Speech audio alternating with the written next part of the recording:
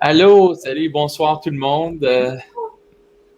Allô, allô. Donc, on se rejoint pour une autre édition, une autre conférence à partir de notre troisième édition de Numérix. Allô? Allô, fait que j'aimerais Salut. prendre le temps de présenter chacun. Donc, on peut commencer avec Alex Lag. Moi? Oh, ça peut être Ou Alex Alex Lag. Lag? T'as dit Alex. Vas-y, Lag, vas-y. Alex, es-tu là? Oh, ben, je vais y aller parce qu'il lag. Donc, moi, je me présente, je m'appelle Alexandra, je suis l'une des 3 fondatrices de la compagnie Ian Friends. Je travaille aussi en événementiel depuis 6 à 7 ans environ. Je suis dans le monde d'événementiel depuis 10 ans. Ce que Ian Friends fait, en fait, on forme les professionnels du marketing numérique à se développer, en fait, dans ce domaine-là. On offre de la formation, du coaching, des e-books récemment. Et avant le COVID, on faisait beaucoup d'événements de réseautage et de formation. Super, super. Bon, je pense que Lag est de retour. Oui, c'est ça. Quand mon cerveau est trop actif, l'Internet lâche. Fait que c'est ça qui arrive. Oui, ben, je vais me présenter. Fait que je m'appelle Alexandre Lagagnère. J'ai une entreprise qui s'appelle Rassembleur Production. Et moi, ben, j'ai fait plusieurs années que je suis dans l'animation d'événements, dans l'organisation de team building. Et puis, j'avais pris comme une pause de carrière dans l'événementiel. J'ai décidé de me relancer finalement. Et c'est arrivé durant la pandémie. Bon timing, me direz-vous. Puis, fait qu'on a coproduit 2 shows dans les cinéparcs, des événements corpos virtuels, hybrides et en présentiel quand on le pouvait. Et puis, beaucoup de productions vidéo aussi qui permettent de diversifier parce que l'événementiel, des fois, est plus limité. Oui, oui. Là, et le dernier, mais pas le dernier vraiment, c'est le birthday boy Hugo. Ben, bonjour à tous, je m'appelle Hugo Prince. En fait, je suis le fondateur des Influencers Unite. En fait, qu'est-ce qu'on fait, c'est on connecte les influenceurs locaux avec une audience par des événements, des webinaires et même des podcasts. J'ai commencé dans l'événementiel par chance. C'est mon premier événement, j'ai eu beaucoup de chance. Il y a des gens qui sont arrivés. Fait que j'ai continué avec cette lancée, mais je dis tout le temps que j'aime bien les gens, j'ai des bonnes intentions. Fait que quand je fais des événements, ça fait tout le temps plaisir de les rencontrer. Et avec la COVID, mais tu sais, j'ai pas été capable de faire des événements. J'ai fait quelques webinaires. Puis aujourd'hui, je suis ici avec mes collègues, les deux Alex et Patrick pour discuter de tout ce qui se passe dans l'événementiel. Effectivement, effectivement. Puis pour tous ceux et celles qui sont nouveaux et nouvelles ici, mais mon nom c'est Patrick. Moi, je suis l'organisateur pour Numérix, mais aussi pour beaucoup d'autres événements. Ça fait depuis, je dirais, 4 à 5 ans que je suis dans le domaine événementiel professionnellement. Et tu sais, ça fait beaucoup de peine quand la COVID a commencé parce qu'on a perdu l'habilité de faire des événements en personne. Il y avait beaucoup de changements, mais on va en parler plus en détail. Donc, bienvenue. Encore juste pour vous annoncer que si jamais vous voulez interagir avec nous, utilisez les sections de commentaires pour rentrer vos commentaires, mais aussi si vous avez des questions, on va les afficher sur l'écran et on va pouvoir les répondre à fur et à mesure. Ouais. Mais j'espère que vous allez vous amuser sur le sujet qu'on va parler, qui est, en fait, on va faire beaucoup de prédictions sur qu'est-ce qui est de l'industrie événementielle aujourd'hui, mais aussi qu'est-ce que ça va devenir même après la pandémie. Fait que c'est assez le fun pour voir qu'est-ce que les gens pensent sur ce sujet-là. Donc, on va remonter dans le temps. On va vraiment aller se situer quand la pandémie a commencé, donc mars 2020 pour nous, ici. Parce que je m'en souviens très bien. J'avais fait 2 événements avant ça, un en janvier, un en février. C'était assez le fun. Hugo, tu étais là dans un des événements. On avait 300 personnes qui étaient là. Puis là, quand je regarde les photos, là, je pleure. Honnêtement, là, j'ai les larmes aux yeux parce que je suis comme, on peut plus faire ça. Fait qu'on se situe comme je dis, mars 2020. Chacun d'entre vous, vous avez sûrement des projets que vous travaillez dessus. Qu'est-ce qui t'est arrivé avec ça? Moi, je peux commencer en disant j'avais un volet, moi, animation, surtout dans l'industrie du sport à Montréal. On a annulé les championnats canadiens, les championnats mondiaux de patinage artistique. Et ça représente des revenus dans le tourisme d'environ 40 millions de dollars pour la ville de Montréal. Moi, on me dit, ça c'est coupé, ça c'est une première bombe qui arrive. Puis là, j'étais supposé en plus d'animer le sommet du sport de Montréal. Ben, c'est finalement pas fait que c'est fait en virtuel. Fait que j'ai vu tout de suite l'impact économique, à quel point ça peut être dommageable pour la ville de Montréal. Ben, pour le tourisme en général. Ouais, oui, mais oui. Nous autres, on est la ville. Ici à Montréal, c'est la ville des événements. Hein. On a des jours des événements. Imagine, on coupe ça à 90+%, puis le 10% qui reste est rendu virtuel. Tu sais, c'est quelque chose quand même. Oui. Hugo ou Alex? Oui. Ben, c'est Alex. Ah, moi, OK. Mais en fait, tu sais, moi, ça avait bien commencé 2020, tu sais, avec Patrick, on avait fait un événement, une collaboration, 300 personnes. J'étais vraiment content. J'ai planifié mon année. Je comme je vais faire 5 événements sur des thématiques différentes, des influenceurs différents. Puis tout d'un coup, ben, mars arrive, puis là, j'étais comme vraiment déprimé chez moi. Ben, c'est qu'est-ce qu'on fait? J'ai plus d'événements, j'ai plus de revenus. Fait que j'ai dû vraiment changer ça. Je suis allé dans le virtuel, un peu dans les webinaires. Mais pour de vrai, moi, c'était vraiment difficile parce que dans les événements, je faisais mes contacts. J'avais beaucoup de personnes que j'ai rencontrées. En fait, j'ai rencontré tout le monde à part Alex Lag, tu sais, dans les événements. Fait que, tu sais, moi, ça a vraiment touché personnellement. Puis j'ai perdu beaucoup de contacts dans l'événementiel parce que je n'étais pas capable de les rencontrer en personne. Puis les gens, ils ont comme tous disparu dans leur... Ils ont fait un pivot, ils ont changé d'industrie, ils sont partis, ils sont trouvés un emploi ou pas l'emploi, je ne sais pas. Mais moi, ça m'a fait vraiment personnellement, ça m'a touché. Puis c'était pas dans le même sens. J'ai pas j'ai pas perdu beaucoup de revenus, mais j'ai quand même perdu une source de revenus, puis c'était vraiment difficile. Ouais. Puis Hugo, peut-être tu peux aussi en parler parce que j'ai déjà été à plusieurs de tes événements. Il y a toujours une speech, tu dis à la fin, ça a rapport avec tes sentiments. Pourquoi, la raison pourquoi tu fais, la raison d'être de tes événements. Ouais. Peut-être, genre, tu peux nous rappeler, genre, c'était quoi que, genre, les événements que tu faisais pour toi? Mais juste, je vais faire ça court. Tu sais, moi, quand j'étais adolescent, plus jeune, on va dire, je faisais beaucoup d'anxiété sociale. Tu sais, pour ceux qui le savent, l'anxiété sociale, c'est vraiment la peur du jugement, la peur de rencontrer de nouvelles personnes. Fait que quand j'ai commencé à faire des événements, tu sais, quand j'ai commencé à parler devant les gens, devant 40, 50 personnes, je tremblais beaucoup. Tu sais, j'avais le microphone dans ma main, puis ça se checkait comme ça. Mais le monde était vraiment gentil, il m'écoutait. Fait que pour moi, à chaque événement, il y avait tout le temps une raison d'être. Tu sais. Il y avait beaucoup d'amis qui venaient dans mes événements, beaucoup de gens. Fait que pour moi, à chaque événement, tu sais, je devenais plus bon. Tu sais. Je commençais à parler mieux, à être plus confiant. Fait que pour moi, c'était une façon de rencontrer beaucoup de gens parce que les gens, je publie sur les réseaux sociaux, puis ils voulaient me rencontrer, mais j'avais pas vraiment le temps de toutes les rencontrer. Fait qu'un événement, ça me permettait de rencontrer tous ces gens-là qui me regardaient sur les réseaux sociaux. Fait que pour moi, c'était vraiment émotionnel. À la fin, quand c'était un succès, c'était bien réussi. Les gens venaient me serrer la main, puis ils me disaient, mais on a vraiment apprécié notre soirée. Puis je pense qu'à chaque événement, il faut une thématique, il faut quelque chose que les gens veulent apprendre, puis il faut aussi que les gens se sentent bien dans un événement, que ce soit en ligne ou en personne. Mais ça, c'est mon opinion. Effectivement. Alex, toi, tu as organisé un événement avec ton équipe en mai. Ouais, on avait notre gros événement annuel. On venait d'en faire un gros fin novembre. Fait que 2-3 mois, peut-être, un petit peu plus que 2-3 mois avant le gros boom. Donc, nous, on avait notre événement de mai qui était au mois de mars pas mal tout set-up, on va se dire. Un événement à 250 personnes qui était pas mal tout en ligne. On s'attendait à une super belle édition. On avait vraiment upgrade en plus cette année à plusieurs niveaux. Naïvement, en plus, on s'est dit au début, on va pas annuler la salle, ça va durer 2 semaines, on va garder ça. Tu sais, comme je pense comme plusieurs, on s'est tous dit, ça va être correct. Puis je venais aussi juste de lancer en plus 2 semaines avant le confinement, je pense, un projet avec une amie de retraite pour femmes. On a eu le temps de faire une retraite. Et boum, pandémie. Encore une fois, celle-là, on s'est dit, on avait une pour mi-avril. On s'est dit, on va garder celle mi-avril. Ça va être revenu dans l'ordre. Finalement, 10 mois plus tard, on est encore ici. Fait que oui, ça a changé beaucoup de plans, beaucoup de choses. C'est sûr que niveau revenu, ça a changé des choses pour tout le monde en événementiel. Mais je dirais que moi, ce qui m'a plus marqué, on est débrouillards, puis on a des entreprises, on arrive à s'en sortir. C'est plus le côté fun. Parce que, tu sais, du virtuel, oui, ça nous a sauvés, entre guillemets, mais je sais pas pour vous, là, on pourrait lancer cette discussion-là, mais ça m'apporte vraiment pas le même thrill en tant qu'event planner, organiser un Zoom ou un StreamYard qu'organiser un événement présentiel. Mais à ça, je rajouterais, j'ai l'impression que parce que moi, j'étais vraiment au ralenti avant que la pandémie arrive. Fait que, je le dis pas trop fort, mais la pandémie a eu du bon pour moi. J'ai l'impression que ça a mis tout le monde sur la même ligne de départ. Les plus gros ont dû faire des mises à pied, ont dû refaire des structures financières juste de survivre. Il y avait des loyers à payer. Puis les plus petits, plus flexibles.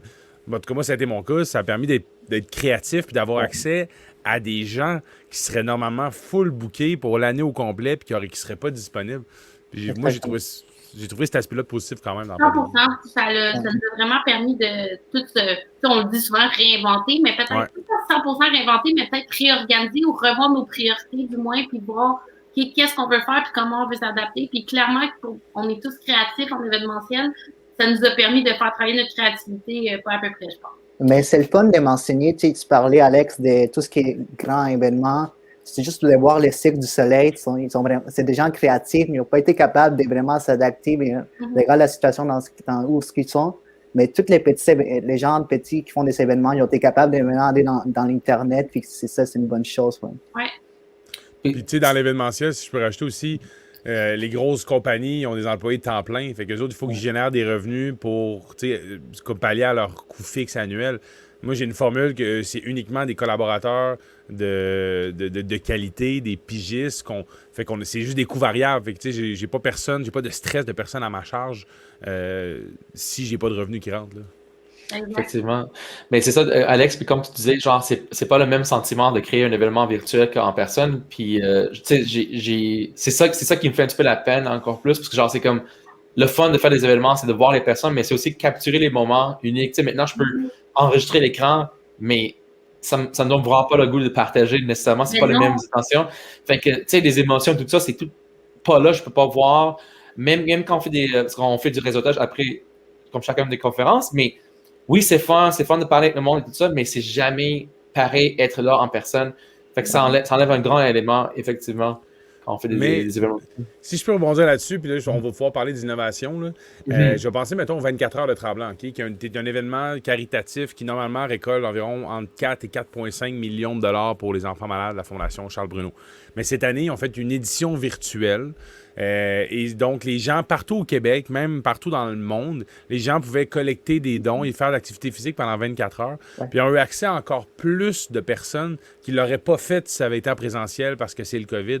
Et moi, je suis convaincu que les 24 heures de Tremblant, dans le futur, vont avoir une formule hybride, c'est-à-dire qu'il va y avoir l'événement en présentiel, mais il va y avoir une grosse partie qui va être dans le virtuel aussi parce que ça brise les frontières. Là. Tout le monde, on peut être voisins côte à côte. On va avoir le même moyen de communication que si on était à l'autre bout de la province. Oui, 100%. Le grand défi par là-bas aussi, on fait quelque chose dans le genre avec le 1 million. L'application mobile, oui. Oui, justement, ça permettait avant... ne serait pas nécessairement aller faire le grand défi ou la boucle, mais d'aller marcher dans ton quartier un petit 2-3 kilomètres puis de rentrer dans l'application. C'est peut-être plus accessible pour monsieur, madame, tout le monde. Fait. Ouais. C'est sûr que ça allait apporter du positif. Là, moi, je suis dans les premières à dire que la pandémie, c'est pas juste négatif. D'un, je suis une personne positive, il faut essayer d'être un peu positif pour survivre à ça. Ah ouais, à gosse, elle, avec son positivisme. Sinon, on s'en sortira pas. Mais aussi, tu sais, je me dis, c'est pas juste du négatif, comme tu dis, Lag, on a pu peut-être réorienter un peu dans nos carrières, mieux voir nos priorités. Oui, mais c'est que le fun aussi, c'est qu'en tant qu'équipement, tu sais, le logiciel pour faire des vidéos, des conférences, des webinaires sont quand même abordables. Quand tu vas faire un événement, il faut que tu planifies les locales qui, des fois, coûtent un peu trop cher. Fait que tu es tout le temps en train de stresser si les gens vont venir ou non, mais dans un webinaire, tu peux mettre une limite. Je vais être 40 personnes, ça va coûter moins. Tu sais. Il y a beaucoup de coûts qui sont réduits pour ceux qui font des événements à moins d'envergure. Fait que c'est une bonne chose aussi. Mais je te dirais que ça monte vite, hein, pour vrai. Moi, j'ai loué 2-3 studios là, dans les derniers mois, là, puis moi aussi, j'ai des clients qui me disent « Ah, un événement virtuel, ça va coûter un tiers de ce que ça coûte. » Puis ça arrive quasiment. Si c'est quelque chose, un webinar que tu fais chez toi, oui. Mais quand tu as besoin d'un studio de technicien puis d'une plateforme un petit peu plus adaptée que Zoom, là, ça monte au moins des 15, 20, 25 000, des fois même plus. Là. Effectivement, mais ça, j'allais dire aussi, c'est ça que genre, là, je suis comme dans le domaine de planifier plein d'événements pour plein d'organismes, puis le prix monte facilement, dépendant sur leur budget. Tu sais, les gens pensent que c'est facile, mais juste en oubliant les plateformes, oubliant la location de salles, parce que c'est des événements en ligne, je trouve qu'il faut faire plus d'explications au monde, tu sais, juste diriger le monde de A à Z. C'est plus comme genre, hey, venez, il y a une flèche ou quelque chose. Non, il faut vraiment comme envoyer plein de courriels, tout ça, mais c'est ça cher aussi au niveau du personnel, des fois, tu sais, c'est engager le monde pour juste personne. Puis on dirait qu'il y a une transition aussi parce que c'est plus un événement traditionnel que tu fais en ligne. Là. Moi, j'en ai fait un là, en novembre, un événement virtuel pour un... L'événement, dans mon schedule, là, il durait 3 heures parce que c'est ça que le client voulait. Et c'était un manque d'expérience de ma part. J'aurais dû écouter ma petite voix intérieure, dire non, regarde, on se fait quelque chose de 60 minutes, rentre au poste, ça va être super, ça va être très tight, si on peut dire, à la manière d'un show TV. Et c'est de la manière que c'est maintenant qu'il faut faire, selon moi, les événements virtuels, ça ressemble plus à des shows TV qu'à des événements. Ouais. C'est ça. Ouais, c'est ça. du virtuel, tu peux pas rentrer dans la même chose qu'un événement présentiel puis penser que tu peux faire 4-5 heures virtuelles. Tu essaies de rester concis parce que c'est ça aussi que j'allais dire. Ce qui est difficile, c'est que des événements présentiels, tout le monde était heureux. Oui, tu y allais pour soit te former, réseauter, etc., mais tu étais juste heureux de sortir, comme on disait, rencontrer des gens, vivre une expérience. Ouais. Là, tu vis plus tant que ça une expérience, tu rencontres plus tant que ça les gens, puis t'es un peu tanné aussi, t'es 100% tout le temps devant ton ordi ou ton cell depuis 10 mois. Ouais. Moi, on dirait que je suis, puis tu sais, pourtant je suis dans ce domaine-là, mais je suis moins portée à aller acheter des billets d'événements virtuels parce qu'on dirait que quand j'ai fini de travailler puis de faire justement tout ce que je fais, je suis comme, je veux lâcher mon ordinateur, tu sais. Ouais. C'est ça. Mais c'est aussi l'importance d'avoir une équipe parce que beaucoup de gens pensent dans le virtuel, sont capables de tout gérer. Là, on ne le voit pas, mais Amanda c'est elle qui s'occupe du côté technique. Mais je pense que c'est vraiment une bonne idée d'avoir un animateur. Aussi, dans les événementiels, on a un animateur, mais je pense en ligne aussi, c'est vraiment important d'en avoir un animateur, quelqu'un qui s'occupe de la technique. Puis beaucoup de gens oublient ça, ils vont penser qu'ils sont capables de faire tout, contrôler tout. Fait qu'avoir une équipe, c'est nécessaire. Ouais. Ah, puis c'est tellement un stress que tu veux pas, là. Ouais. C'est tellement, là, genre, moi, je l'ai fait une fois, puis j'ai donné l'option au client, est-ce qu'on va en studio ou pas? Il dit, non, on veut sauver des coûts, on n'ira pas en studio. Ouais. Erreur. Genre, quelque chose qui a de l'allure, là, il faut s'équiper, là. Oui. Ah oui, c'est sûr. Puis, tu sais, on parlait un petit peu des solutions. Tu sais, comme moi, j'ai pas parlé autant aujourd'hui pour parler de qu'est-ce que je faisais, mais en fait, j'avais un grand événement qui s'en venait. Je pense que c'était en mai, si je ne me trompe pas. Mais c'était avec LAG, en fait. C'était un des places que LAG a dans le Nord.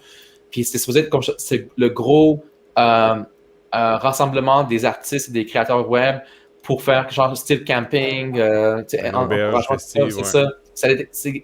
Tout était planifié. Honnêtement, là, tout était planifié. Puis là, tu sais, la pandémie commence, on n'est pas trop sûr de ce qui se passe. Je commence à faire des appels pour aller chercher des équipements de camping et tout ça. Là, ils ne veulent pas nous louer ça. Ils disent que ce n'est pas une bonne idée. Je parle avec LAG. On avait une des solutions, c'était au début, ben, on va le repousser. On ne sait pas c'est quoi les restrictions. On a passé jusqu'en août. Ben, les affaires commencent à s'empirer de plus en plus. Puis moi, j'ai commencé à mettre dans des contrats. Tu sais, dans les contrats, tu as tout le temps, si Act of God, là, une espèce d'événement catastrophique non contrôlable, il n'y a aucun frais. Là, tu rentres là-dedans, toute annonce du gouvernement qui fait rendant interdit les rassemblements. C'était tout le temps sujet, puis il y a toutes les industries comme ça, il faut rester sur le qui-vive. Tu peux pas comme trop prendre d'engagement, ça devient un peu difficile, on s'entend. Puis c'est aussi important. Réserver quelque chose, tu sais. Oui, c'est aussi important, mais là, on ne fait pas d'événements en personne, mais si tu en fais, c'est vraiment de prendre toutes les mesures de santé possibles, masques, désinfectants, tout ça. C'est quand même des coûts de plus qui se rajoutent.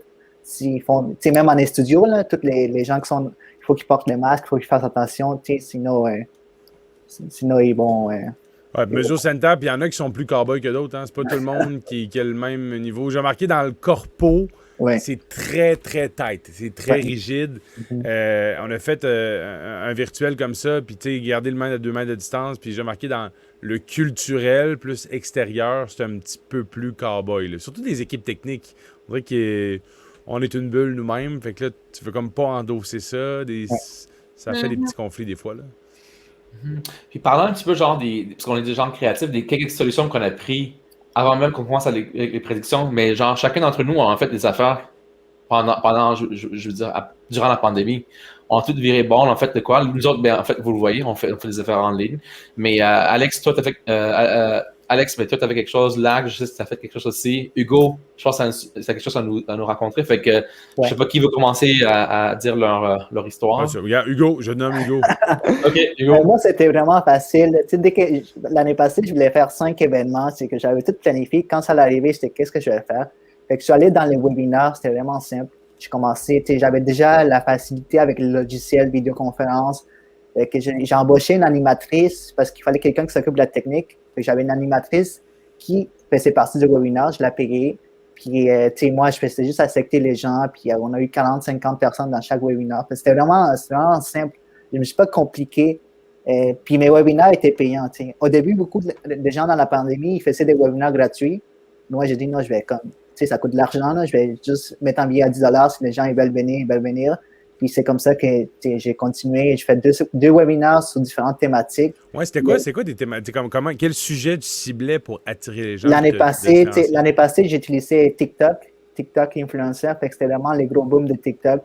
Fait que les gens il y a 40-50 personnes qui sont apparues dans le webinaire. Puis l'autre webinaire, c'était comment parler en public ou comment parler en vidéoconférence. C'est des sujets qui étaient par rapport à l'actualité du moment. Oui, c'est ça, c'était adapté vraiment. Ouais. Fait que les gens ils s'étaient intéressés à savoir. C'était vraiment des professionnels, des influenceurs. Fait que ça m'a donné la chance d'enregistrer ça, de le mettre sur les réseaux sociaux. Puis moi, je considère vraiment, le webinaire gratuit, c'est bien, mais il faut mettre en prix. Fait que les gens vont te payer pour qu'est-ce que tu apportes. Fait que j'ai dit dès le début, je vais mettre 10$ les billets. Là. Les gens vont être capables de payer, puis ils vont payer. Ouais. Ah, mais surtout si tu donnes du contenu, tu donnes de la formation à quelqu'un, ça vaut quelque chose. Nous, moi, je parle peut-être que je prêche pour ma paroisse, comme on dit, là, mais nous, Influence, on forme les gens, justement. Puis des fois, les gens voudraient qu'on en donne plus gratuitement. On en donne beaucoup de conseils. On a fait beaucoup de lives, justement, durant le confinement. Puis on s'est mis à faire les formations en virtuel.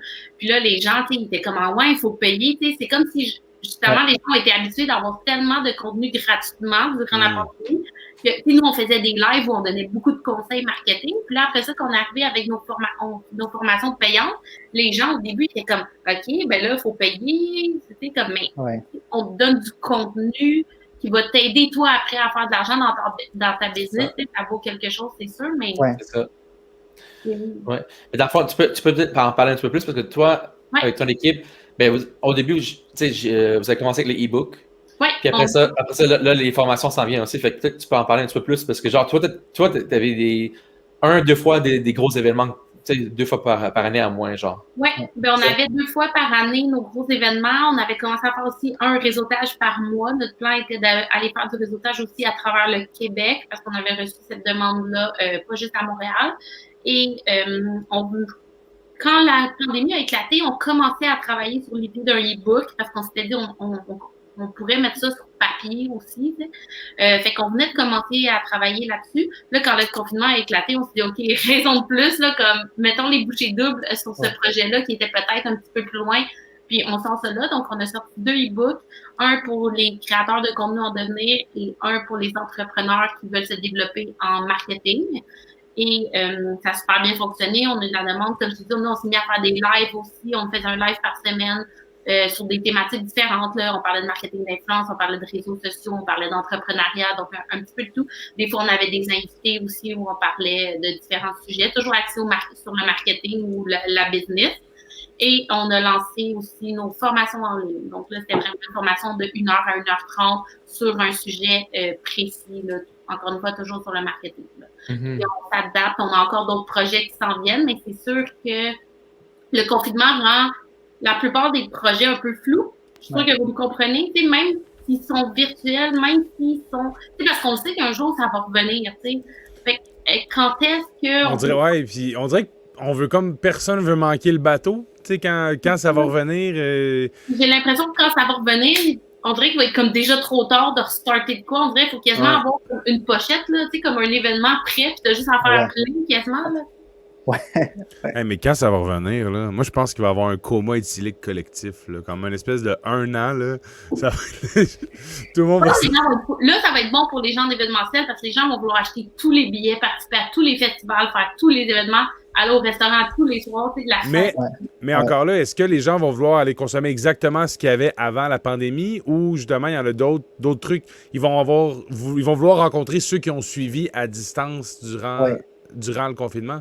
Il y en a qui attendent en ce moment. Il y en a qui disent hey, moi, je pense à une compagnie de Montréal. Eux autres, là, ils sont juste stand-by parce qu'ils ont des événements avec un brand qui dure depuis 10 ans puis ils sont sur pause, puis ils attendent, puis de dire nous, on a survécu à la pandémie. Il y en a d'autres qui... Mais tu sais, je pense que les gens veulent avoir du contact humain. C'est juste regarder dans les autres pays, en Asie ou en Nouvelle-Zélande. Nouvelle-Zélande, ils font des gros concerts de musique. Il y a plein de gens qui se tiennent côté à côté. Ils n'ont presque pas de cas de COVID. Fait que les gens vont sûrement retourner dans ces genres de festivals.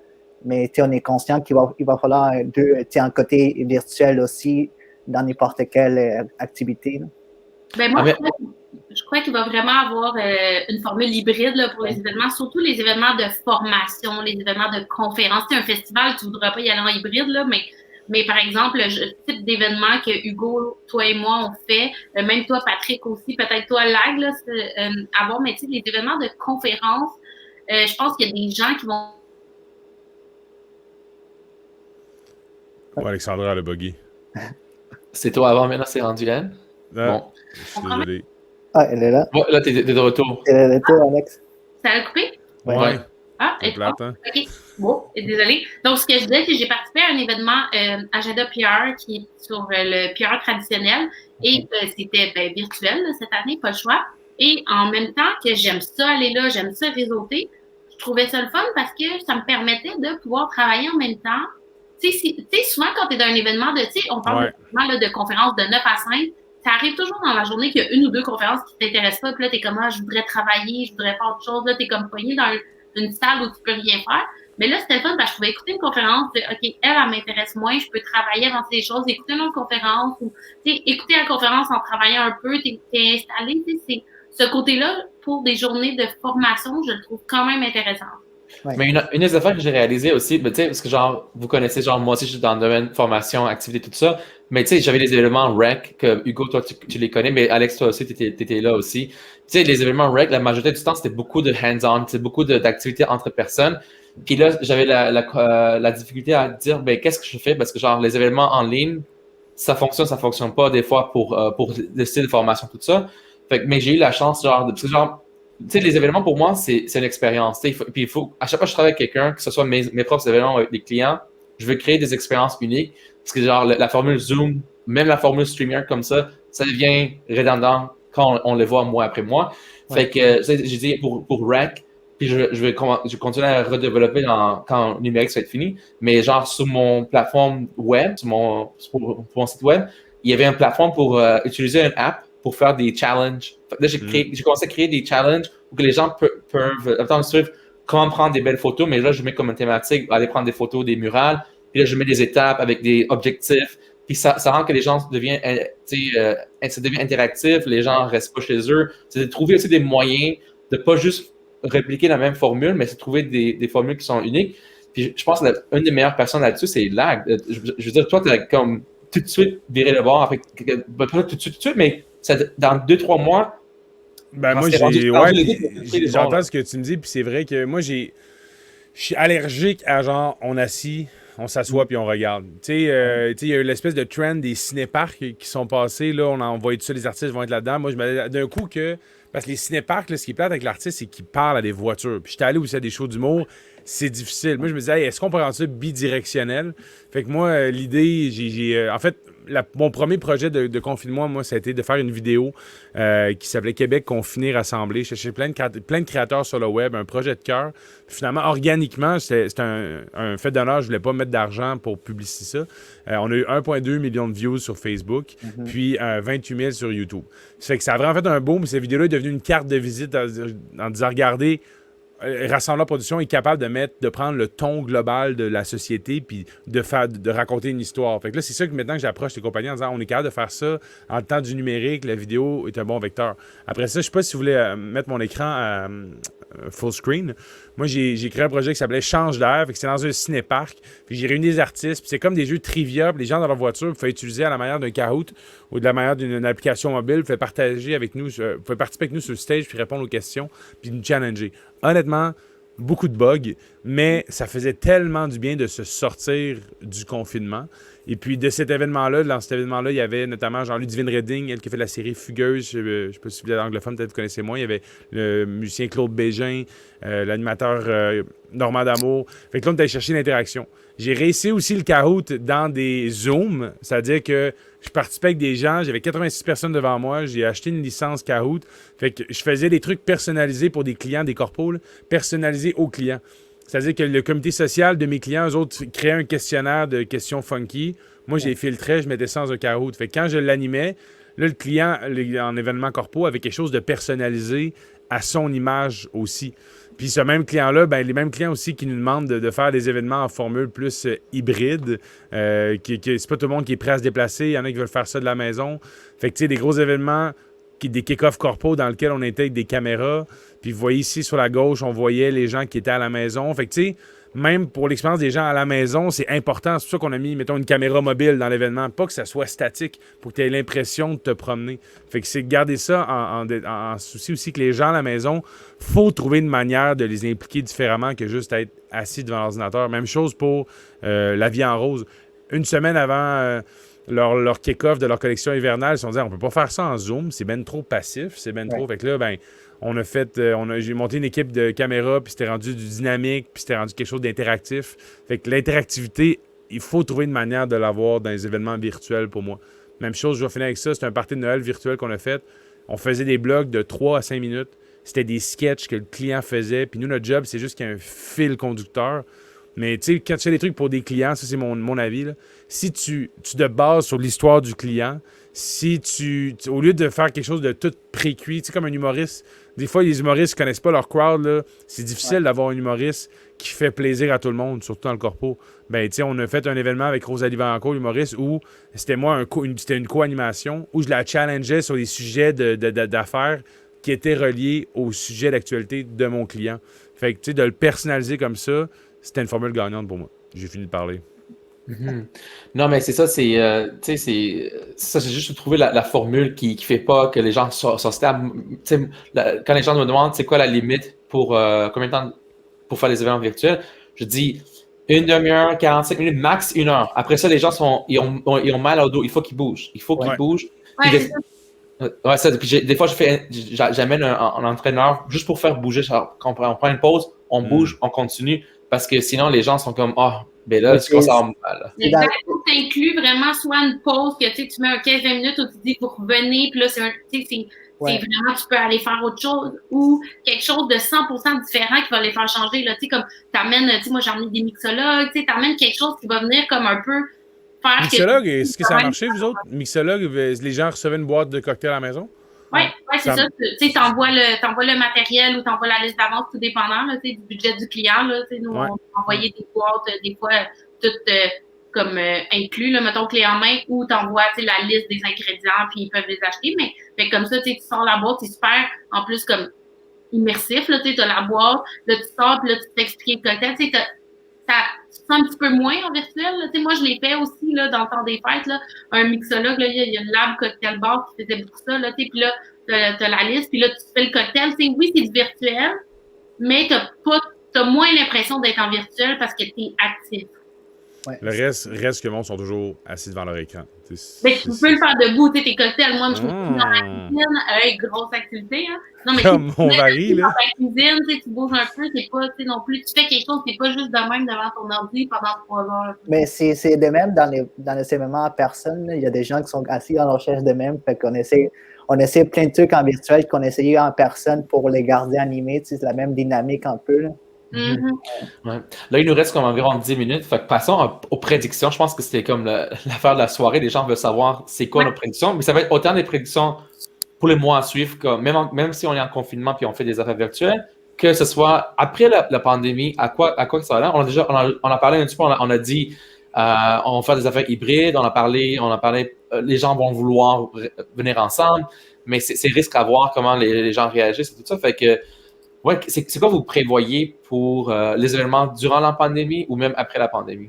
Personnellement, je pense que 2021 va être encore slow. Tout le monde a vu comme l'arrivée de 2021 comme si ça allait faire un 180 degrés. Là. Puis là, j'ai dit tantôt j'étais tout le temps positive, mais on dirait que j'étais la seule qui était comme plus... En fait, c'était pas que j'étais négative, j'étais peut-être plus réaliste, en fait. Ouais.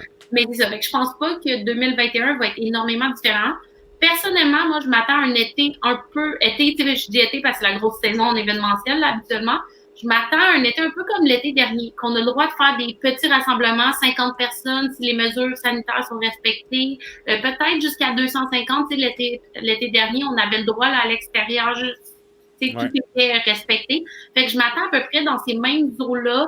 Je pense que les mesures sanitaires vont être vraiment encore super importantes et obligatoires. Je pense que même après pandémie, c'est le genre de choses que, tu sais, moi, je me dis, c'est pas fou, là, tu sais, de te demander aux gens de te laver les mains. Tu sais, même quand tu vas à l'épicerie, là, si si débile que ça de demander aux gens de se laver les mains, que ce soit la grippe, la gastro, même s'il n'y a pas la pandémie. Je trouve que ça peut être comme quand même correct, surtout dans un événement, tu es souvent collé sur du monde, d'avoir certaines mesures. Fait que je pense que ça va ressembler un peu à l'été passé. On va avoir un peu d'événements, mais rien de gros. Honnêtement, je veux pas être pessimiste parce que ça serait mon plus grand rêve d'aller dans un festival cet été, mais je pense pas qu'il va y avoir des gros événements d'envergure comme Osheaga ou des F1 Hellsonic, etc. Ouais. Ouais, parce que même les gros événements, cette année, ils ont tout fait virtuel le plus possible.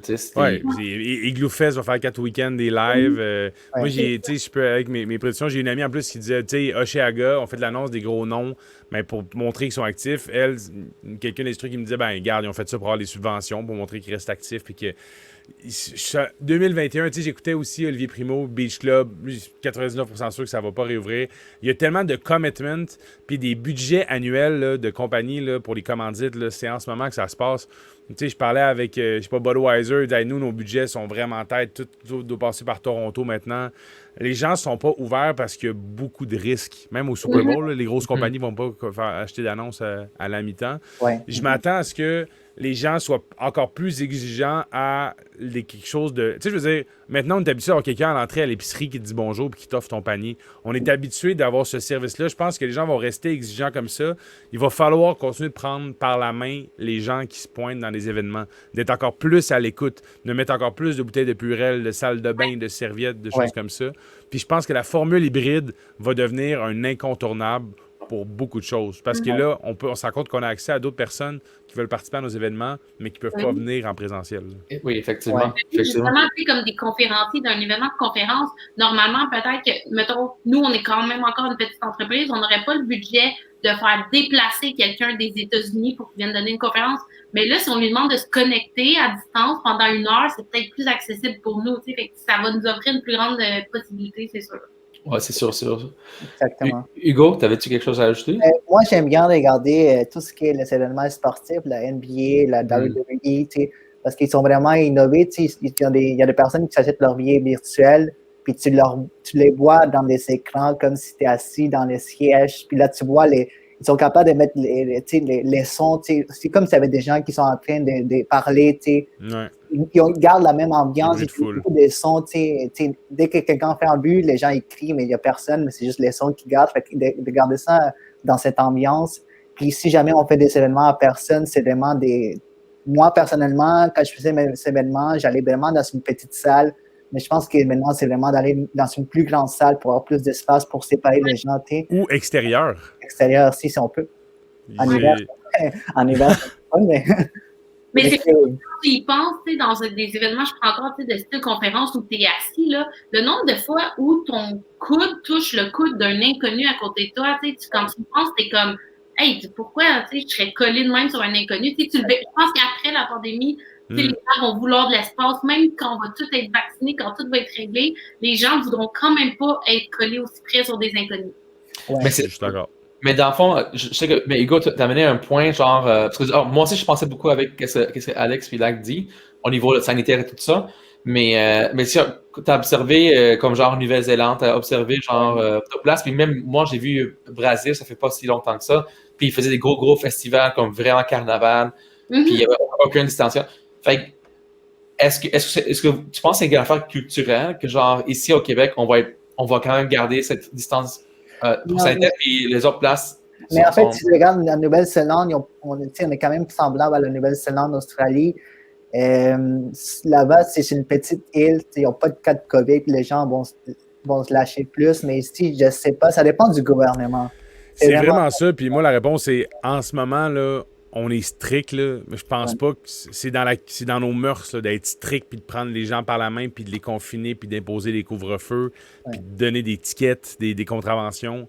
Ça changera pas. Là, il va falloir se plier à ça.